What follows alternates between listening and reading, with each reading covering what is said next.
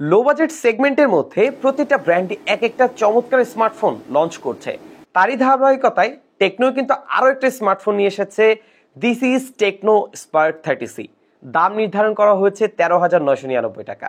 স্মার্টফোনটার আমরা যাচাই বাছাই করেছি, বিশ্লেষণ করব আজকের ভিডিওতে, এবং আপনারা জানতে পারবেন কি কি থাকছে কি কি থাকছে না।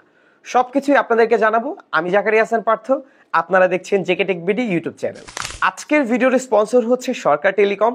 তাদের কাছ থেকে টেকনোর সকল স্মার্টফোন অফিসিয়ালি পেয়ে যাবেন, এবং আমাদের রেফারেন্স দিলে কিন্তু আপনাদের জন্য একটা আকর্ষণীয় মূল্য ছাড় থাকবে। ভিডিও ডেসক্রিপশন বক্সটা চেক করবেন, সেখানে তাদের সম্পর্কে যাবতীয় সকল তথ্য দেওয়া রয়েছে। স্মার্টফোনটা দেখতে সত্যি অনেক বেশি চমৎকার। বাজারে এসেছে এই স্মার্টফোনটা তিনটি কালার ভেরিয়েন্ট। আমার হাতের কালার ভেরিয়েন্টের নাম হচ্ছে অরবিট হোয়াইট। এছাড়া অন্য দুটি কালার হচ্ছে ব্ল্যাক এবং ম্যাজিক স্ক্রিন 3.0। ম্যাজিক স্ক্রিন কালারটার ব্যাক প্যানেলটা কিন্তু লেদার। এছাড়া আর অন্য দুটি কালার ভেরিয়েন্টের ব্যাক প্যানেলে কিন্তু প্লাস্টিক ব্যবহার করা হয়েছে। প্লাস্টিক বিল্ড হলেও এটার ফিনিশিংটা কিন্তু অনেকটা গ্লাস বডির মতো একটা ম্যাট ফিনিশ ডিজাইন কিন্তু স্মার্টফোনটার মধ্যে দেখতে পাবেন। এছাড়া IP54 এর ডাস্ট অ্যান্ড ওয়াটার রেসিস্ট্যান্ট ব্যবহার করা হয়েছে, তাই হালকা পানি ছিটে ফোটায় তেমন একটা কিছু হওয়ার সম্ভাবনা থাকছে না। আর এই ক্যামেরা মডিউলটা দেখতে কিন্তু বেশ বড়সড়ই লাগছে, মোটামুটি চলনসই। ওজনের দিক থেকে স্মার্টফোনটা একটু ভারী, আমার মনে হচ্ছে এটা 190 থেকে 95 গ্রামের আশেপাশে হবে। এক্স্যাক্ট কোনো তথ্য পাইনি। থিকনেসের ক্ষেত্রেও এটা ধারণা করছি 8.4 মিলিমিটার। পোর্টস অ্যান্ড বাটনের ক্ষেত্রে প্রায় সবকিছু স্মার্টফোনটিতে থাকলেও শুধু তারা দেয় না একটা সেকেন্ডারি নয়েজ ক্যান্সেলেশন মাইক্রোফোন, যেটা আমাদের জন্য সত্যি অনেক অনেক বেশি ইম্পর্টেন্ট। আশা করছি এই বিষয়টার দিকে তারা লক্ষ্য দিবে। তবে ভালো লেগেছে এটার মধ্যে তারা কিন্তু একটা DTS সাউন্ড যুক্ত ডুয়েল সিমেট্রিক্যাল স্পিকার ব্যবহার করেছে, এবং এটার মধ্যে কিন্তু 300% পর্যন্ত ভলিউম বুস্টার রয়েছে। সো এটার সাউন্ড কোয়ালিটি আমি আপনাদেরকে একটু শোনাতে চাই। অ্যাকচুয়ালি এটা সাউন্ড কোয়ালিটি হচ্ছে কেমন।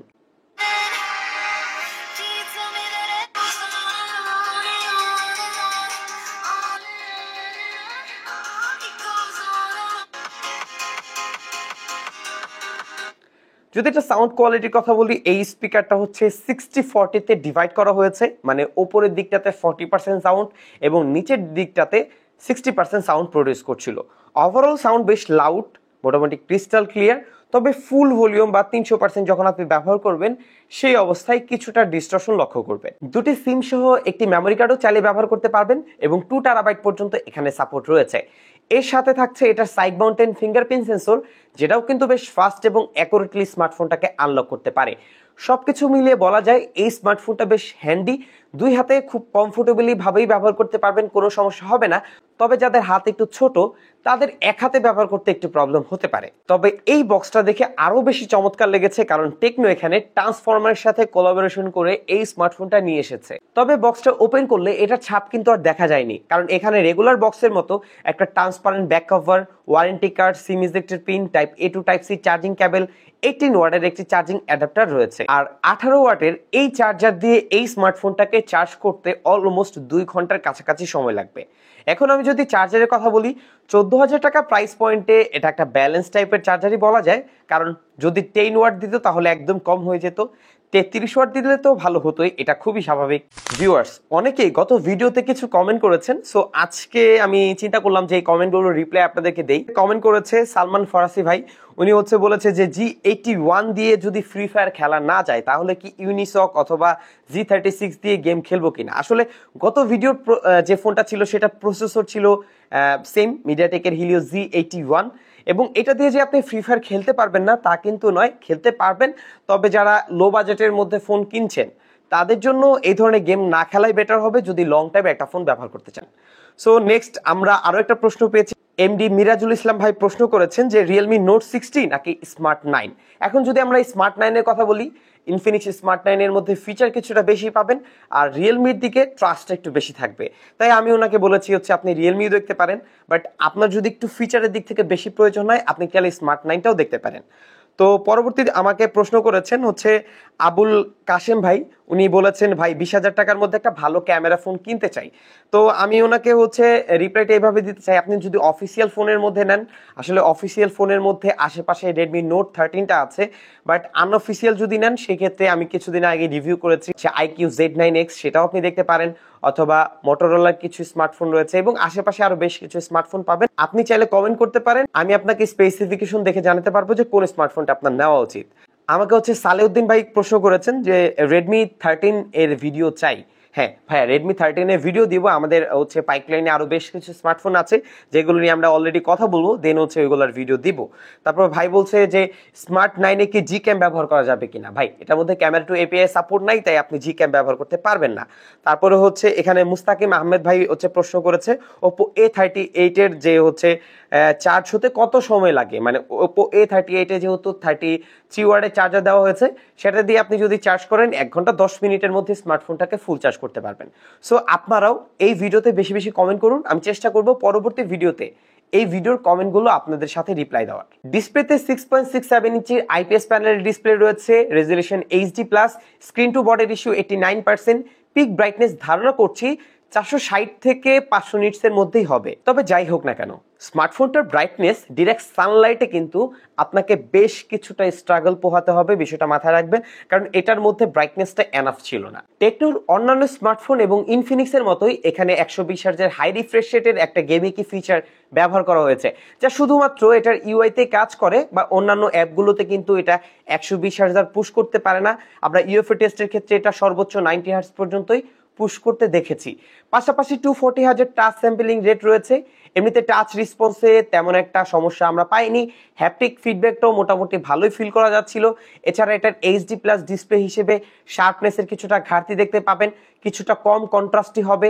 এমনিতে পাঞ্চুয়াল ডিসপ্লে হওয়ার ফলে এটার মধ্যে একটা ফুল ভিউ এক্সপিরিয়েন্স আপনারা পাবেন। তবে এটার চিন এবং বেজেল এরিয়া এটা যদি আরেকটু মিনিমাল করা হতো, এটা দেখতে হয়তো আরো বেশি প্রিমিয়াম লাগতো। চলুন ভিউয়ার্স, এবার ড্রাইভ দিব এই স্মার্টফোনটার ইন্টারনাল স্পেসিফিকেশনে। 6GB র্যাম পাচ্ছি LPDDR4X টাইপের, 128GB রম যে eMMC 5.1 স্টোরেজ টাইপ। সিপিইউ তো পাচ্ছি মিডিয়াটেকের হিলিও Z81, যা 12 ন্যানোমিটার ফেব্রিকেশনে বিল্ড করা সিপিইউ। দুটি মেইন কোর হচ্ছে 2.0 GHz Cortex A75। জিপিইউ পাচ্ছি মানে G52MC2। পাচ্ছি iOS 14 বেসড অন Android 14। এই ছিল এই স্মার্টফোনটার মধ্যে বেসিক কিছু কনফিগারেশন। এখন এই কনফিগারেশন অনুযায়ী স্মার্টফোনটাকে আমরা বেশ কিছু ভাবেই টেস্ট করেছি। যেমন এখানে টেস্ট করেছি আন্তত বেঞ্চমার্ক স্কোর, এখানে রেজাল্ট এসেছে 2,62,000 প্লাস।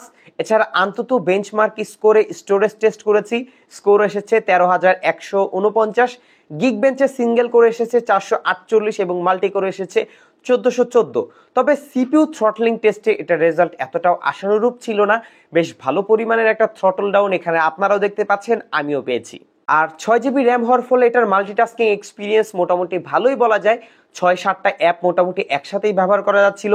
রেগুলার লাইফের যারা কাজবাজগুলো করতে চান, অফিস ওয়ার্কের বিভিন্ন অ্যাপ ব্যবহার করতে চান, সেগুলো কিন্তু এই স্মার্টফোনটার মধ্যে ব্যবহার করতে পারবেন, কোনো সমস্যা হবে না।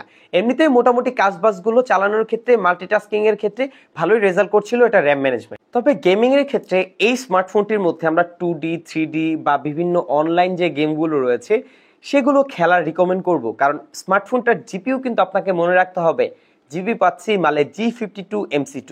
এখন এই জিপিইউ দিয়ে হেভি লোডেড যে গেমগুলো রয়েছে, যেগুলো আমরা অনলাইন খেলে থাকি, সেগুলো কিন্তু এই স্মার্টফোনটার মধ্যে এতটা বেটার রেজাল্ট করতে পারবে না। হ্যাঁ, একবারে যে করতে পারবে না তা কিন্তু নয়। অনেকে বলছিলেন, যেমন গত ভিডিওতে বলছিলেন যে এটা দিয়ে ফ্রি ফায়ার খেলা যাবে কিনা। হ্যাঁ, ফ্রি ফায়ার খেলা যাবে, ই ফুটবল খেলতে পারবেন, তারপরে পাবজি লাইট খেলতে পারবেন। তবে এক্সপিরিয়েন্স আপনার এতটাও ভালো হবে না যে একটা স্মুথ রেজাল্ট এই স্মার্টফোনটা থেকে পেয়ে যাবেন।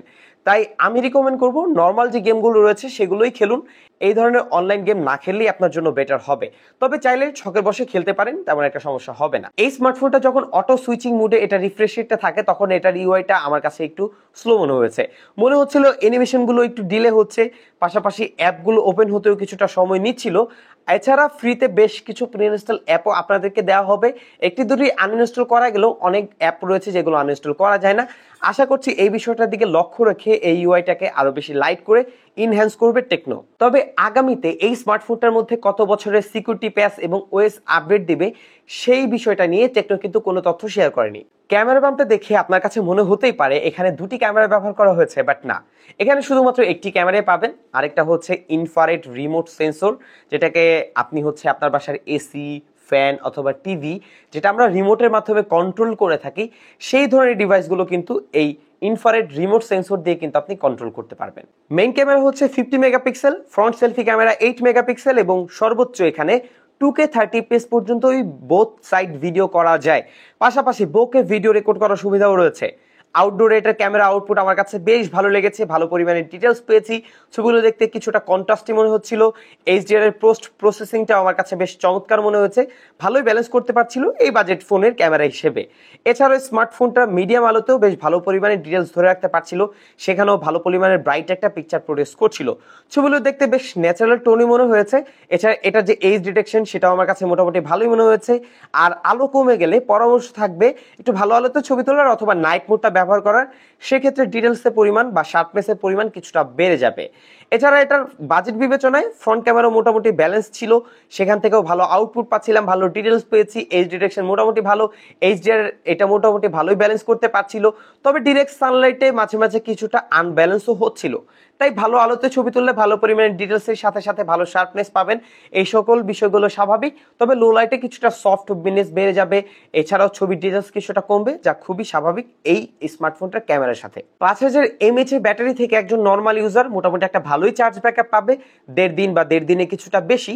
তবে একজন হেভি ইউজার আরামসে 1 দিনের মতো ব্যাটারি ব্যাকআপ স্মার্টফোনটা থেকে পেয়ে যাবে।